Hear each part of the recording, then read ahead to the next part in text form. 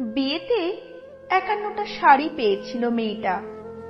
অষ্টমঙ্গলায় ফিরে এসে আরো 6টা।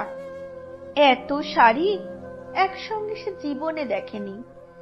আলমারির প্রথম থাকে সে রাখলো সব নীল শাড়িদের। হালকা নীল একটাকে জড়িয়ে ধরে বলল, তুই আমার আকাশ। দ্বিতীয় থাকে রাখলো সব গোলাপিদের।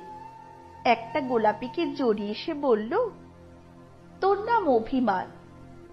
তৃতীয় থাকে 3টে ময়ূর, যেন 3 দিক থেকে ছুটে আসা সুখ। তেজপাতা রং যে শাড়িটার, তার নাম দিল বিষাদ।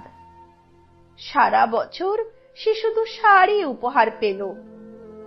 এত শাড়ি সে কি করে এক জীবনে পরবে? কিন্তু বছর যেতে না যেতে ঘটে গেল সেই ঘটনাটা। সন্ধ্যের মুখে মেয়েটি বেরিয়েছিল স্বামীর সঙ্গে চাইনিজ খেতে। কাপড়ে মুখ বাঁধা 3টে ছেলে এসে দাঁড়ালো। স্বামীর তলপেটে ঢুকে গেল 12 ইঞ্চি।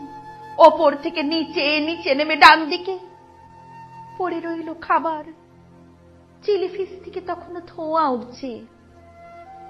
এর নাম রাজনীতি, বলেছিল পাড়ার লোকেরা। বিয়েতে 51টা শাড়ি পেয়েছিল মেয়েটা। অষ্টমঙ্গলায় ফিরে এসে আরো 6টা। একদিন দুপুরে শাশুড়ি ঘুমিয়ে সমস্ত শাড়ি বের করে 6তলার বারান্দা থেকে উড়িয়ে দিল নিচের পৃথিবীতে। শাশুড়ি পরিয়ে দিয়েছেন তাকে সাদা থান। 19 বছরের একটা মেয়ে, সে একা।